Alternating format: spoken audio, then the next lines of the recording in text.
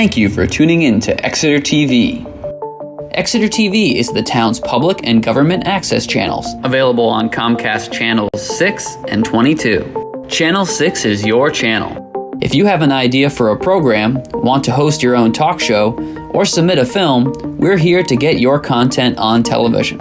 On Channel 22, we bring you live and replay coverage of government meetings and other town updates. A third channel, Blue Hawk Media, is operated by SAU 16 and can be found on Channel 8, with all your school sports, events, and meetings.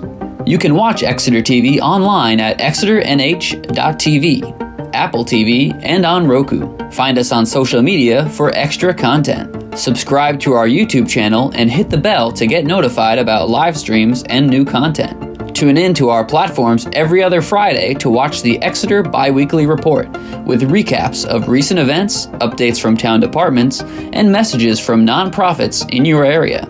If you head to our website, exeternh.tv, we invite you to sign up to our newsletter to receive monthly updates about new content, upcoming meetings, and more. We'd like to thank you for taking the time to watch Exeter TV and hope that you tune in to our other content as well.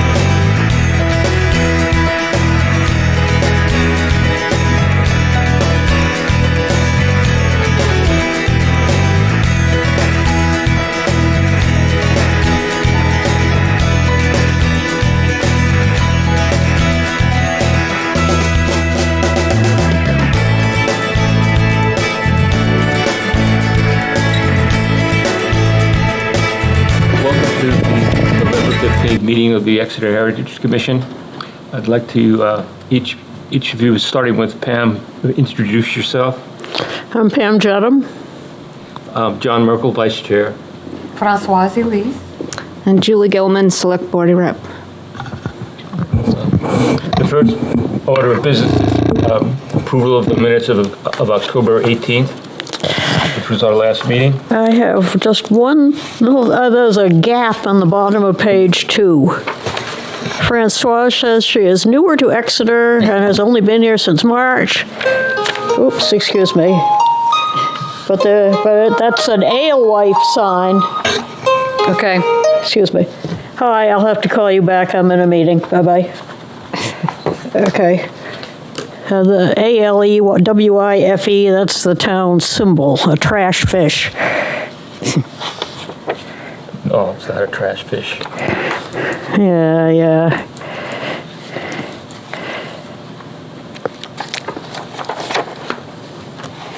Are there any other comments? Nope, I have none. I move to approve the meeting minutes of October 18th, 2023 as amended. All in favor? Aye. Opposed? The next order of business is the review of commission rules and procedures.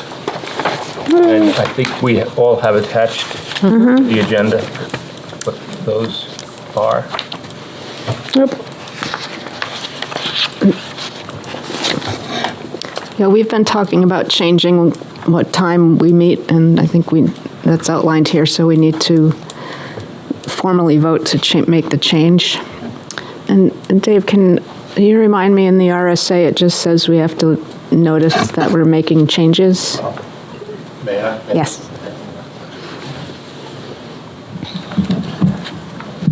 Yeah, there's a couple of things with your rules of procedure. Once, it says, when it talks about meetings, it said it'll be the second Wednesday of every month. Shall, so you'd have to, in order to change that, you probably want to amend your rules of procedure. However, under section Roman numeral 1-2 amendment, it calls out amendments to these rules of procedure shall be adopted at a regular meeting of the commission in accordance with the same requirements of historic district commissions outlined in RSA 675-6. But RSA 675-6 isn't relevant to rules of procedure. They're relevant to regulations, and rules of procedure are not regulations. Right. So you have to, but that, you probably change that too, but right now that it exists, it says you need to have a public hearing, because that's 675-6. You don't usually need one. Planning board, any other rules of procedure don't have that, but I would suggest maybe just,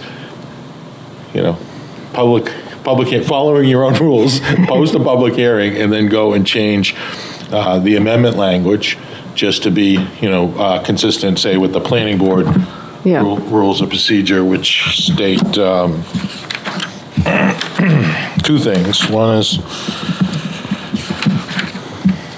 these procedures, amendments shall be adopted at a regular meeting of the commission and should be placed on file with the town clerk for public inspection. So I would strike the existing amendment language, add that, and then under meetings, I would, if you're going to schedule a new meeting time, you could put that in there, but I would use the word generally instead of shall. Say the Historic Commission generally will meet on whatever day you decide, and go from there. Thank you, Dave. You're welcome. There's also a few areas where we call out where the membership is, the officers, it says secretary, and we've been using. Julie, I'm deaf, and your voice tends to die out. Sorry. Under officers, it's on page 4. It lists the vice chairperson and secretary, which we've never named anybody secretary. It's always been clerk. So just to be, while we're going over these things, let's change that wherever it appears. And we still do need a treasurer because we have our own commission account. But I don't think we've named a treasurer this year. No. Well, if we change our meeting time, we might lose our secretary. So what is your schedule, Liz? If it's Wednesday, it should be okay. We're talking about mornings now. Well, there's a difficulty. Wednesdays and Thursdays for me are of unknown, regularly scheduled times because of my work at the State House. So Monday, Tuesday, or Friday morning would be better. And we can work out who's going to be recording us or.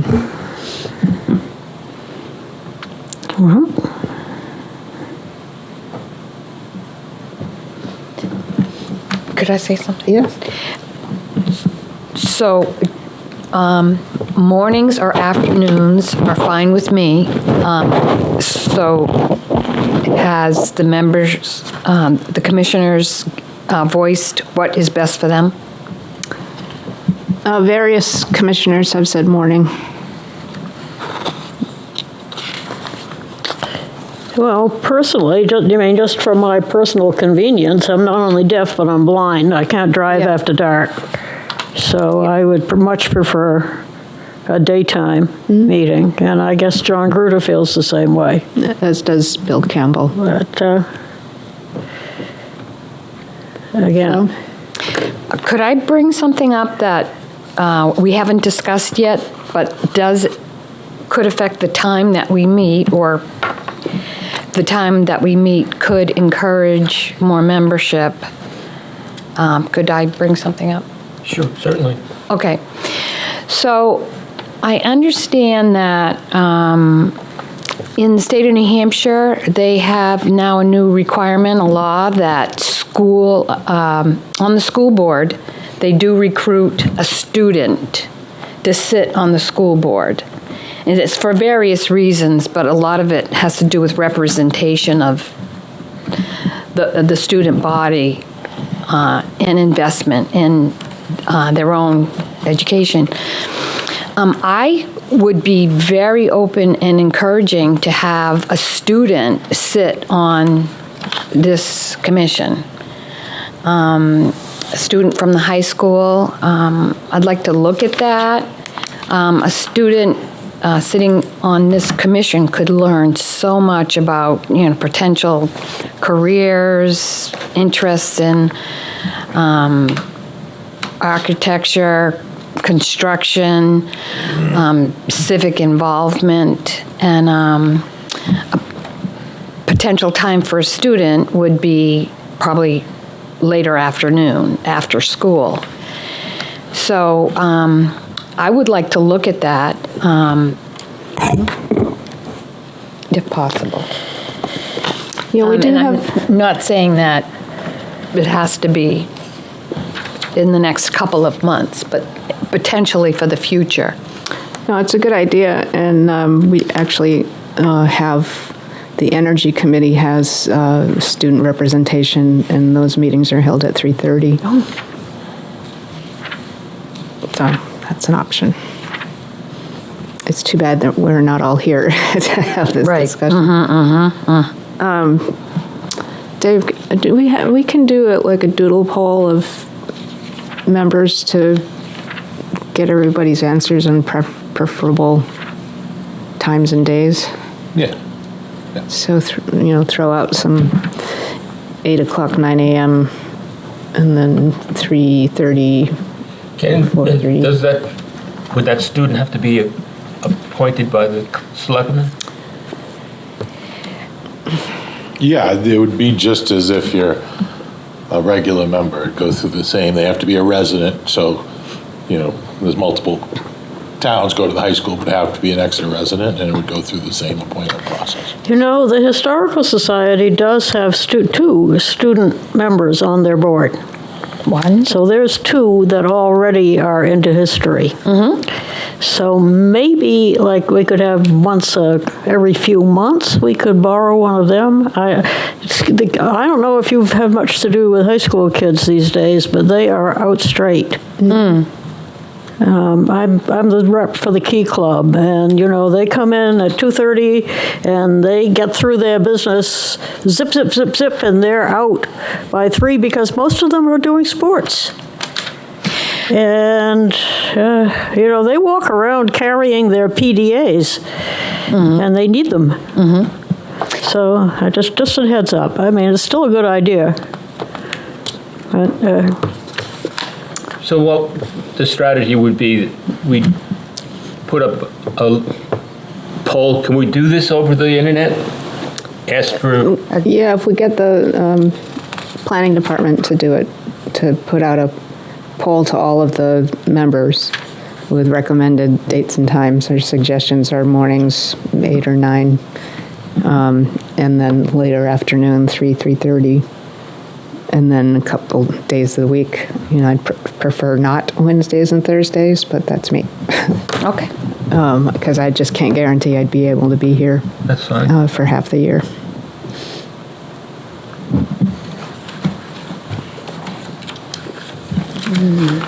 So just for that doodle poll, I heard no Wednesdays or Thursdays. So Monday, Tuesday, Friday. Are there any, like, morning and afternoon? Early morning, we've heard from people, and then I'd say 3:30. We don't want to go very What late. is it? What do you mean by early? Early morning? 8, 9? 8, or- 9, yeah. Okay. Okay.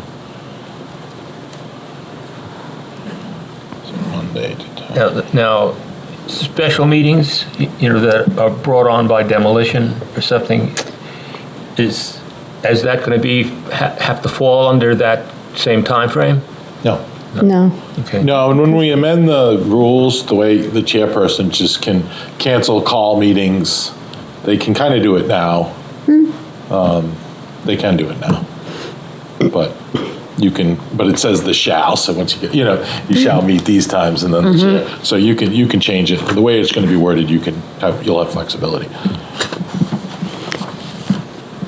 And the demolition reviews are really we're kind of at the mercy of the owner or their representative. And on Friday, I have multiple, well, it depends on which Friday. I have a couple of meetings Friday mornings. I have the MPOC meets Friday mornings, and the Housing Advisory Committee meets Friday mornings, so. And then I don't know if you want to propose 3:30 to 4:30 on a Friday. I mean, I can throw it out there, but I don't know what the group feels about meeting a late Friday. I'd kind of like to throw it out there for Francois's explanation, and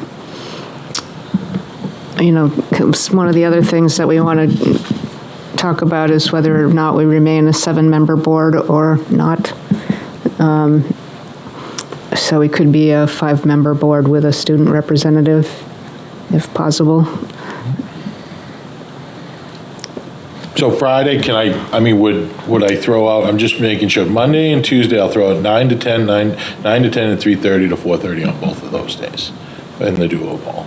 But on Fridays, I'll do out 3:30 to 4:30, but I don't, I'd like to attend if I can, so. I think 4:30 on Friday is asking Yeah. a lot. Yeah, I would say. Okay. Yeah. Okay. So are we doing Fridays at all? Because if we're doing Friday mornings, I would have to do like 10.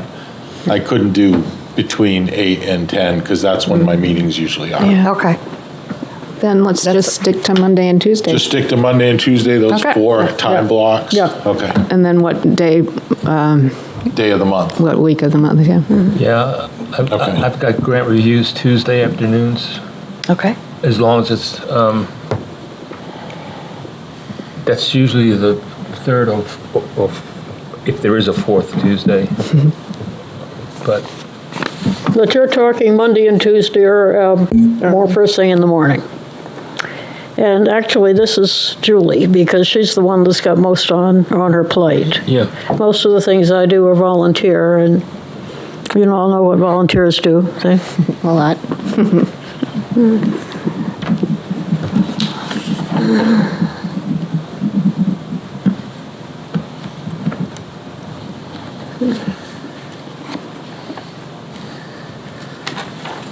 is 8 o'clock too early? I mean, for people getting kids to school, or? Well, that's the only question I have about this, is making morning meetings. Will that be more difficult to get people with kids? We haven't had trouble, well, yeah, we have had trouble with the housing committee at 8:30. People have dropped off of that. Well, I like early because I get up early, but I realize not everybody does. And also, if you're trying to get through Exeter at 8 o'clock in the morning, you're going to have school buses backed up. No matter which street you go, you're going to hit the school buses and the traffic and the mummies and daddies dropping off their kids on both Lincoln Street and Main Street and Guinea Road. So I think 9 o'clock would be it would be better for most people, not me, but normal people, and you would avoid the worst of the traffic. I could just throw out 8 to 9, 9 to 10, Yeah. 2:30 to 4:30, Yeah. Monday, Yep. Tuesday, see what people think. Okay. I mean, if everyone just wants 8 o'clock, then I guess it can be 8 o'clock. I mean, I can make 8 o'clock, so that's not an issue. Okay.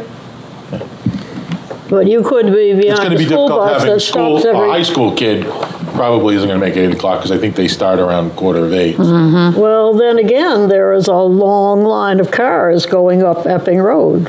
Every high school Yeah. kid has their own car now. Yep, leave a little bit early. Yeah.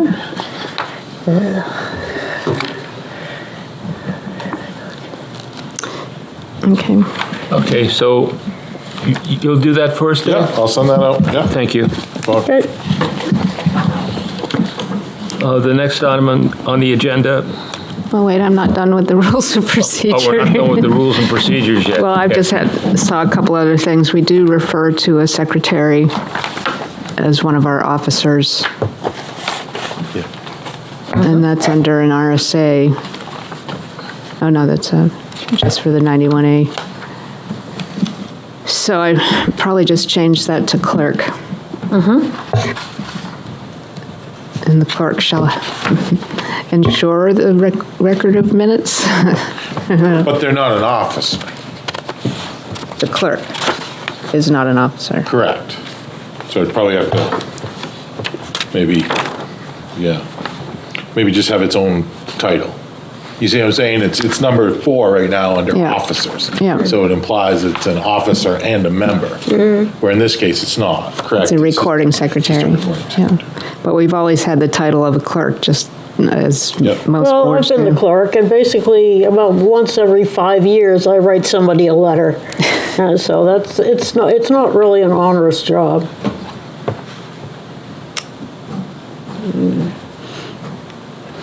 I think there's a couple options. We could review it, or you could just strike it. Okay. Yeah, that's what I was thinking. You could just strike number 4. I think that would be very sensible. The only thing about it, though, is that we do need to include the processing of the minutes, that they have to be done within 5 business days or however. Yeah, that is in state law, so you have to meet that, whether it's in your rules of procedure or not. So, Okay. I mean, that's my knee jerk, Yeah, I'm could just, put it in there, it didn't hurt, but I'm just trying to remember the process we went through with getting the certified local government establishment or recognition, that we had to have, our rules of procedure had to be specific and to ensure that we were following the rules and laws of the state. You'll find a similar thing in the HDC rules of procedure. and then minutes. And in that case, maybe you strike 4, and then you could add a section under meetings, and you could do number 4 minutes, and then just reference, minutes shall be available within 144 hours. I could provide that language. Okay.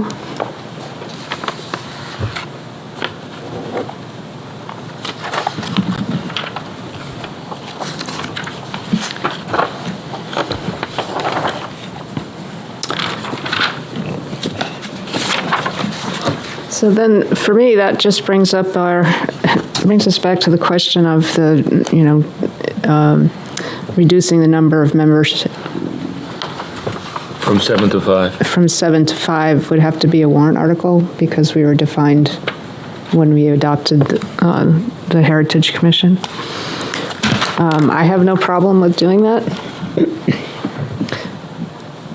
And then our select board chair and Selectman Chartrand are going through all the boards and committees and commissions to look for overlaps and perhaps recommending combinations. And the HDC and the Heritage Commission have commonalities. So the question is whether we might want to, since both of them are underrepresented and have no alternates, do we want to combine the two and have the duties work for everyone on the commission?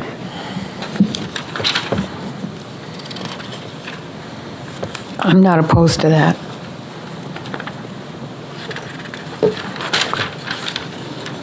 Right now, the HDC hasn't been meeting very often, so if we do that, then we still might be doing regular meetings so we can take care of heritage business stuff like grants and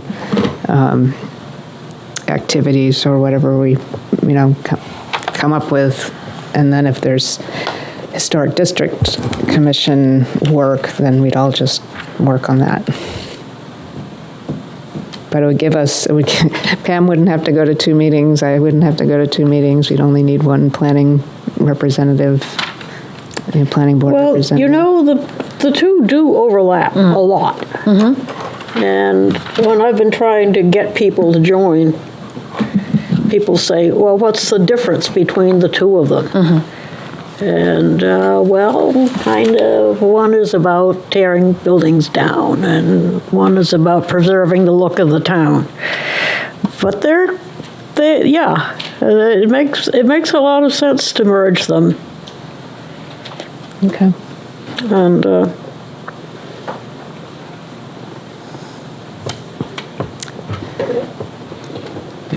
so, There will be some conflicts, though.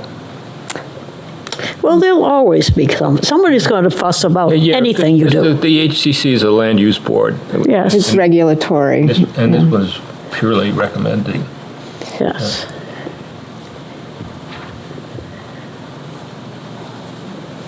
Well, we'll have to look at it, other towns that have some, there are towns that have one or both. And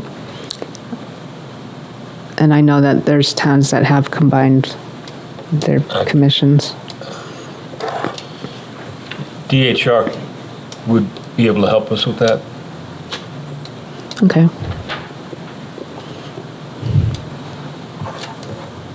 I have to call them anyway about our Pine Street grant, so I can ask about that at the same time.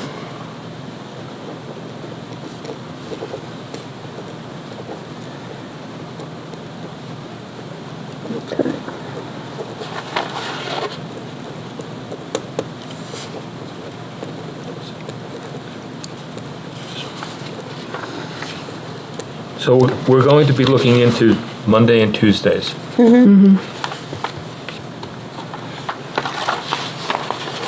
We're going to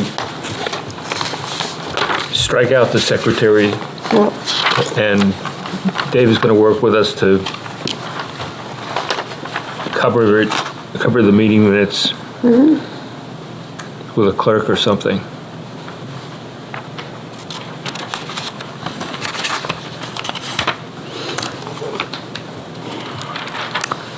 And the selectmen are already looking into the merger issue, Yes.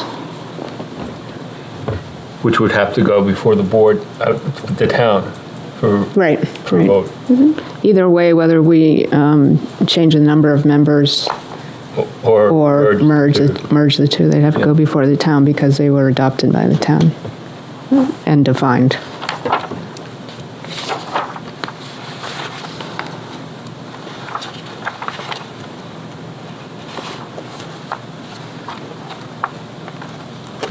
Does anybody have any other comments about these rules and procedures? Yeah, they're very thorough. I just started, by halfway through page 1, my head is swimming. So I'm just assuming that people who read this sort of thing know what they're doing. not quite sure what property we're acquiring, but I'm sure nobody would. No, it's in the state law that we have the authority to acquire or accept property and goods and whatnot. Gee, nobody has ever offered me any. And money. Yeah, money would be good. Yeah. Well, that's one of the things that I wanted to talk about it as we go forward with doing projects. I'm maybe getting out of, doing projects that, we've done the What Color Is My House talk and a couple other things. The Conservation Commission has done existing window restoration and repair, and there are things that have happened. We've done that camp program from the National Association of Heritage Commissions that had the two bodies come together for an experience of, this is how you run a meeting, here's an example of what a case might come before you. And we did that through a grant, but we only did it once, and that was several years ago. So there are things that I think we should do like on an annual basis, so we need money to do that. And like the other boards and commissions, I'll give the Conservation Commission as an example. They have a fund, they have their own conservation fund, and we vote every year to put money in it for the upkeep of the trails and the barn and Rains Farm and all that. But we could do a similar thing, we never have.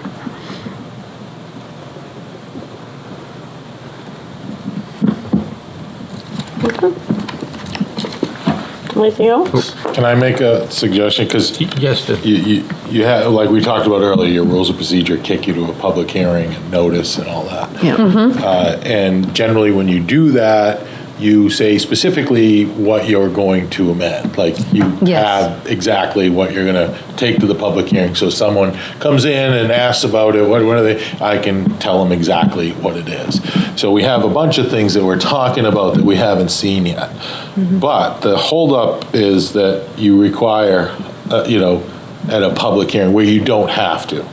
So I would suggest at the next meeting, holding a public hearing on amending your rules of procedure, specifically section Roman numeral 1.2 amendment, by striking in accordance with the same requirements of historic district commissions outlined in RSA 675-6.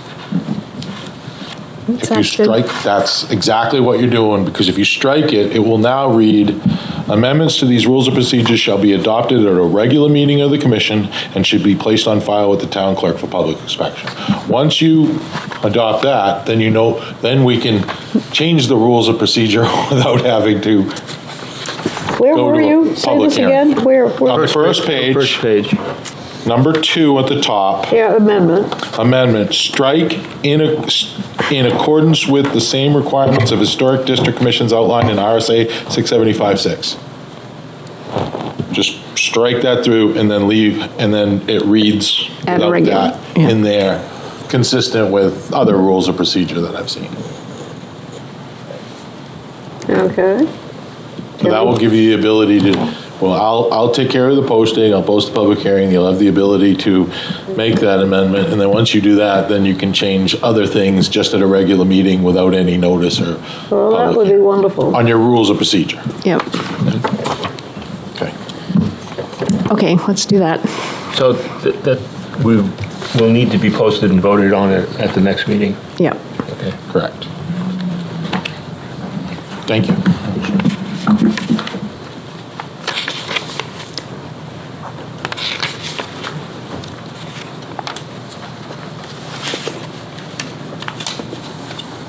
Okay. Any more comment on the rules of procedures? Nope. The discussion of the possible change in monthly meeting time and date, that was, we really took care of that already. Yep. Demolition Review Committee update? Well, we all got the I still have no idea where this place is. I couldn't find it on the map either. So, I mean, I can go walk around there either tomorrow morning or Friday morning, but again, Well, I can stop in and talk to Doug or Barbara. They may know.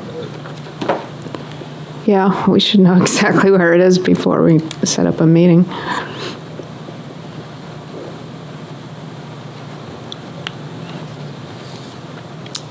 Did I miss that? oh well. Okay, there's, as far as I know, there's nothing else on the demolition piece that we need to discuss. Are there any updates from the select board, Julie, or the Historic District Commission? No, the HDC hasn't had to meet for a couple of months, and the select board is what I've already spoken of, that there's an undertaking to review all the boards and committees and commissions, et cetera. I have a question, because I don't know how old the building is, but there's a application going before the planning board tomorrow for Little River Road. Yes. Has that been? With the church? Yes. Yeah, that's already Okay. been taken care of. Already been? Yep. Correct. Thank you. Yes. And that's brings up a question for you. I think in our rules of procedure for the demolition review, or maybe it's actually in the zoning ordinance, that our correspondence just works with the code enforcement officer. And so I always have the question of whether that information, like for one property on Main Street, we recommended that it be preserved. And I'm not sure that one actually went to the planning board, so it probably doesn't matter to my question. But when something does, like this one, does go to the planning board and has had a demolition review, does that letter to the CEO ever get copied to the planning board? I will check on that. Yeah. I mean, it happens infrequently, so I don't remember, like the Yeah. Rose Farm had a couple there, and, they went to the demolition review committee. So let me check on that, make sure that that's happening. Because all we do for everybody, like memos from the Concom or Yeah. any type of thing, or minutes from the TRC, we include everything where they've been, so we should. But let me check on that, and if not, we'll make sure it does happen. Okay.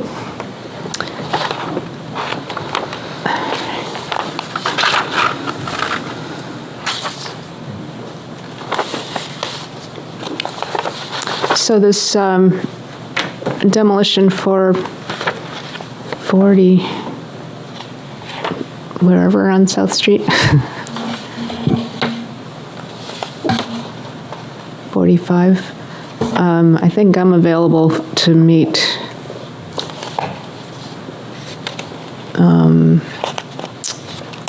anytime. Next 2 weeks are free except for Thanksgiving. What is it, 45? Yeah, that's what the permit says. 45, yeah, South Street.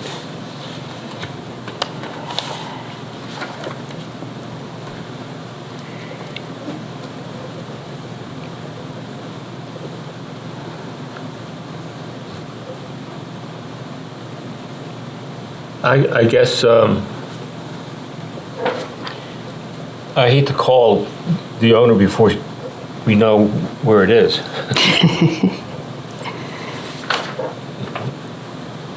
Well, the owner surely knows where it is, I would hope. Well, does the, Yeah, let me see. I didn't bring my. well, obviously Doug and Barbara have to know about it, otherwise they wouldn't have issued a demolition permit. Okay, They needed to know that it was over 50 years old. yeah, they did. I don't know what to tell you. I can drive by it tomorrow morning, Okay. but But I can tell you what's going to happen. You come to the end of South Street, right where River Street goes, right next to the rec department, and that building on the corner is 41. But, okay, well, that's the only thing to do. It must be hidden in the back somewhere. I don't know where. Okay. well, if you Google it on map, it shows it way back from the Way- street. Okay. Okay.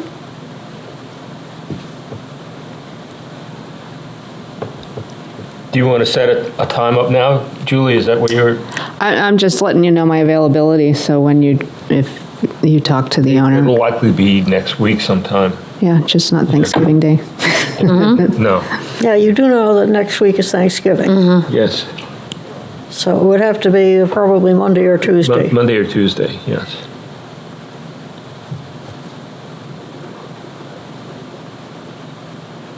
Can I ask who the members are of that demolition review committee? It depends on who's available. There's 3 members at a time, and so So it's we do post it. whichever 3 is available? Yeah, and we have to post it, and Yep. let's see. Just looking at the map.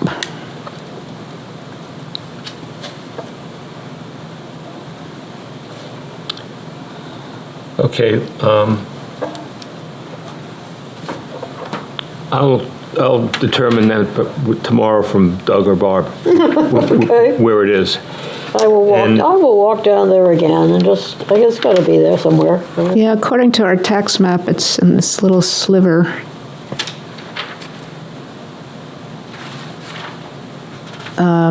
You know, the big gray house on the corner is South and Court Street?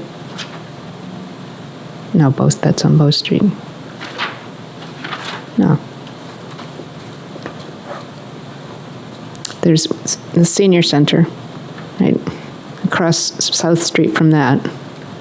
There's this tiny little sliver of land. It looks like it's driveway wide, and a house out behind it. Yes. That's 45. I cannot picture it. Nor can I, but here it is on the map, so it does exist. It's a very tricky little site. Okay.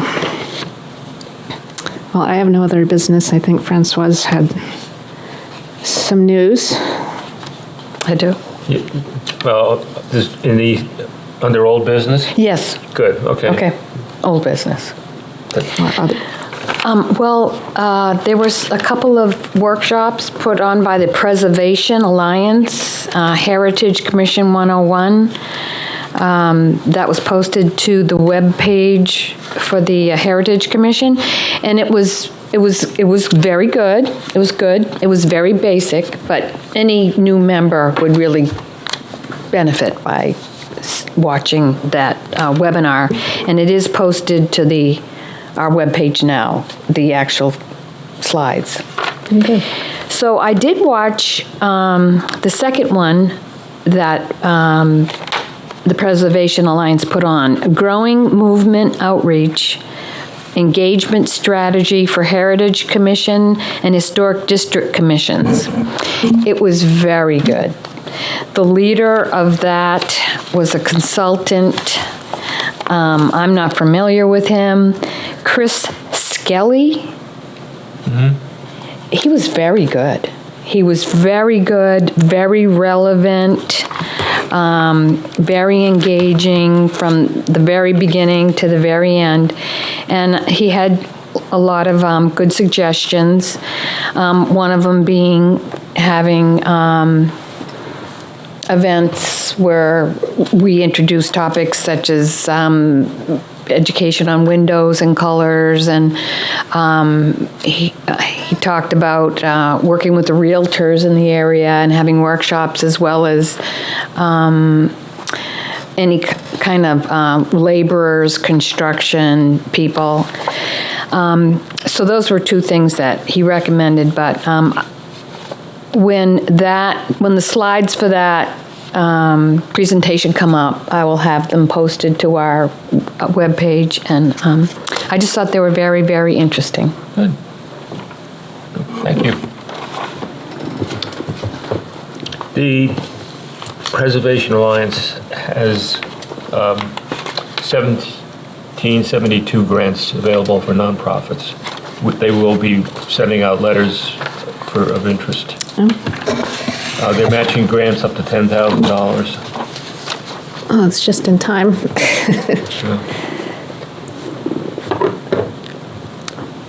What kind of things are they for? Activities that, as Francoise was talking, or for bricks and mortar? Or No, they're basically bricks and mortar, and they're not designated. They could be used for anything on them, in the purpose of preservation.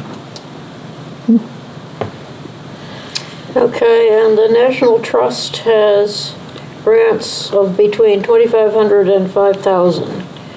They have 3 deadlines a year in February, June, and October.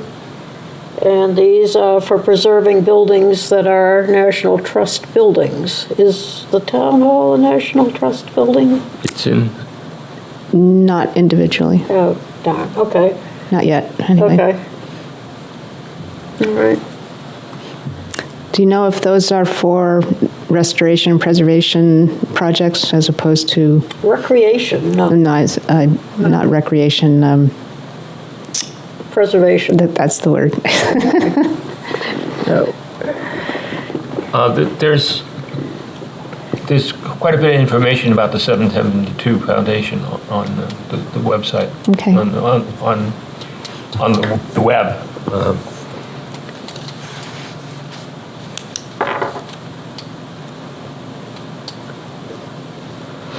Can I ask a question? Certainly. Okay, so when a grant comes available, does this commission talk to, like, the Historic District Commission and different people in town about who would be applying, or is there a coalition of people that apply? Well, we have been limited in our past applications to places just because of the number of people we don't have. Okay. And we did talk with the HDC. There were a couple of things that came up where we decided that we would alternate who would go for the certified local government grant every Okay. year. And that was when the camp thing came in, history camp. And then the HDC hasn't really, well, the other thing the HDC did was the updated guidelines. So that went every other year, and then we just, neither body got it together to do anything one year, and so it's come back to us. We're not really good at working with other groups. We did get, when we got money for the Winter Street Cemetery, the DAR supported us, basically by writing a letter saying that we support you. But that's the only occasion I can think of. But it doesn't hurt when you're writing a grant to reach out No, to, it's whoever, right? it will be affected. But very that's valuable. because there are actual revolutionary graves up there. There aren't any that I know of in the Perkins Hill one, which is the one I want to preserve.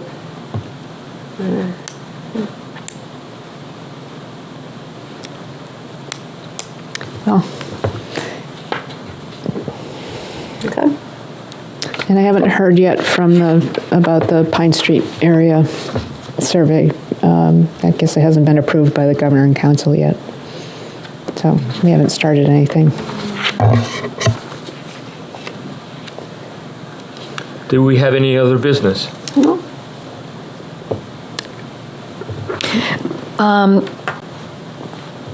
Can I speak? Sure. Okay, so I know at our last meeting, we talked about a program, a residential facade improvement program, where we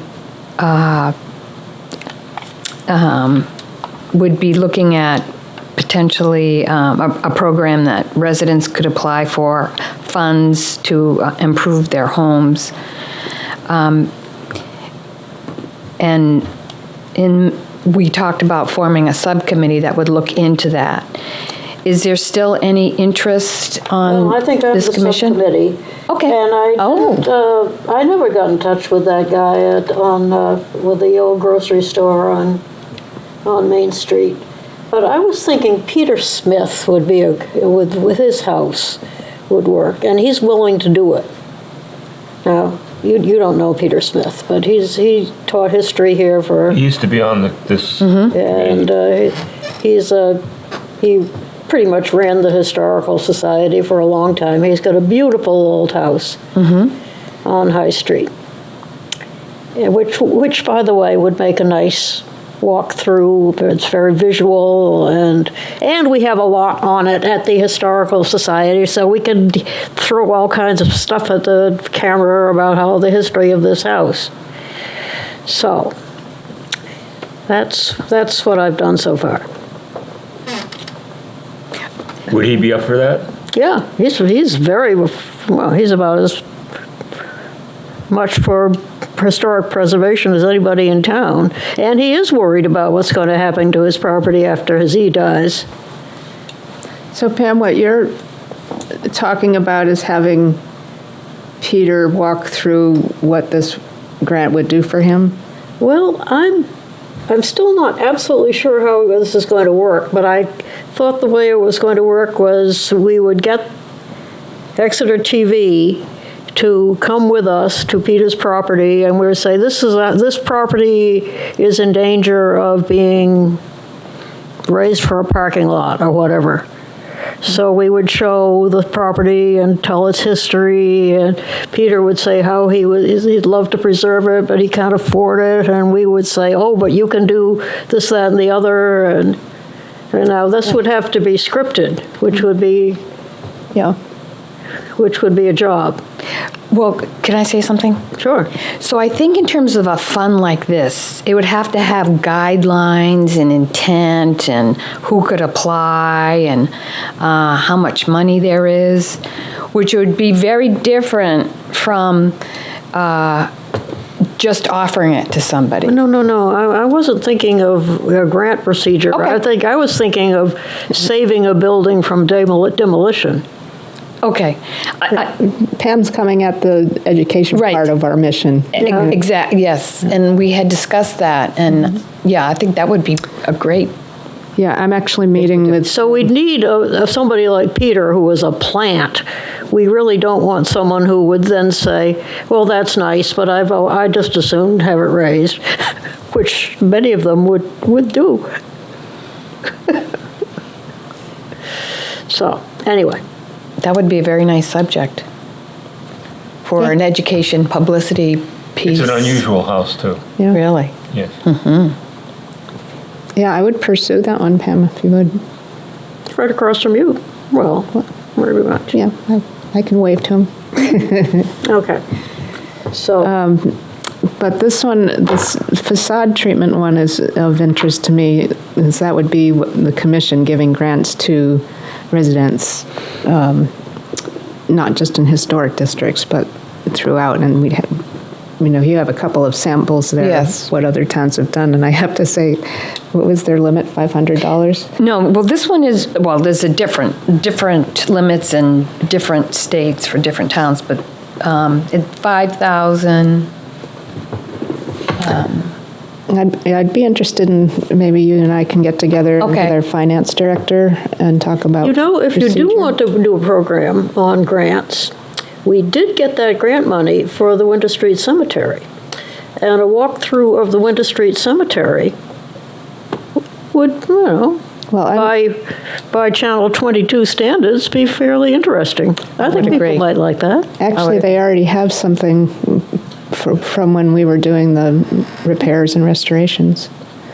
And we mentioned at the last meeting that I was going to talk to Exeter TV about doing the same thing with one of our survey areas, and I was thinking Franklin because it's right close by here. And Bob Glowacki and I haven't been able to have our schedules match up. He was out for a while, and so next week we're going to do a walkthrough around Franklin Street to figure out photos that we might want, from the report, that the survey report we have. Probably make it a voiceover, because I don't know that I necessarily want to be on camera, but just to work out what kind of thing, and perhaps have a sample for next month. That would be great. That'd be great. Yeah. So, would the commission be open to Julie and I meeting on just looking into a residential facade improvement program, and if it's possible or not possible, and working with the finance department to see if it would be a fit for Exeter? Well, it wouldn't hurt for you to look into anything. Yeah, we could look into No. it. Yeah, okay. I think it'd be a great fit, because it's a question that the HDC gets asked all the time. Do you want me to keep my windows? Is there any Yep. grant money for that? You can look into it and, Well, this commission or committee would be the right one to do that, Yeah. because we could take private money as well.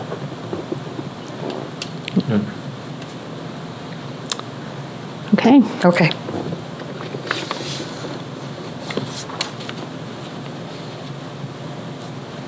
Okay. All right. Is there anything else? There is one more thing regarding the education, education mission that we have. One of the ideas that we did talk about was potentially having people who have the Alewife sign and have applied for the Alewife sign and did the research on their home, give a presentation on the history of their homes and what they found while they... Except that, again, the people that get that sign did not do that research. In fact, I just gave the 25 Elliott Street lady the history last Tuesday. Now, you've got to come to the I Historical do. Society sometime and I see do. what we have. Yes. And I'll walk you through what we do. Okay. But there, All right. I hear what you're saying, Pam, because the work is done by Yes. the Historical Society, the background work. But I think from Francois's perspective, what we're looking at is, somebody from Cass Street wants to get an Alewife sign, then they'll take your work, get the sign, and then we either have it filmed or presented at the here, so that the face that's showing the interest in having the Alewife sign is the property owner, as opposed to the Historical Society, which everybody knows wants to preserve everything. So, they would just be, they'd have to credit the Historical Society for sure for the research. And it can be, certainly, probably will have to be a joint presentation, which would highlight the Historical Society and the work that you do there. Well, either myself or Barbara, the curator, signs off on the background history. Don't just let anybody write down anything. Well, Absolutely. That's the reason to have this whole Yeah. commercial, Yeah. so it benefits both things. And the stories about the houses, I'm sure, are just fascinating and be, Sometimes yes, sometimes no. Sometimes we'd have to work to make it interesting. 50 years is not really very long. No, and construction is quite different. Which reminds me, I have a good photograph maybe to post on our website of the difference between today's grade lumber and lumber from 100 years ago. Interesting. And the density of the growth, and how the thermal aspects of old growth wood are much better than the new growth that we're using in today's construction. So it goes on several pages. It can go on our page or the sustainability page and the energy page, and that, it really covers a host of interests. So I have no other business. I don't either. Fran? I don't either. Well, I'll entertain a motion to adjourn. So moved. Second? All in favor? Aye. Aye. Thank you. Thank you. Thank you for tuning in to Exeter TV. Exeter TV is the town's public and government access channels, available on Comcast Channels 6 and 22. Channel 6 is your channel. If you have an idea for a program, want to host your own talk show, or submit a film, we're here to get your content on television. On Channel 22, we bring you live and replay coverage of government meetings and other town updates. A third channel, Blue Hawk Media, is operated by SAU 16 and can be found on Channel 8, with all your school sports, events, and meetings. You can watch Exeter TV online at exeternh.tv, Apple TV, and on Roku. Find us on social media for extra content. Subscribe to our YouTube channel and hit the bell to get notified about live streams and new content. Tune in to our platforms every other Friday to watch the Exeter Biweekly Report, with recaps of recent events, updates from town departments, and messages from nonprofits in your area. If you head to our website, exeternh.tv, we invite you to sign up to our newsletter to receive monthly updates about new content, upcoming meetings, and more. We'd like to thank you for taking the time to watch Exeter TV and hope that you tune in to our other content as well.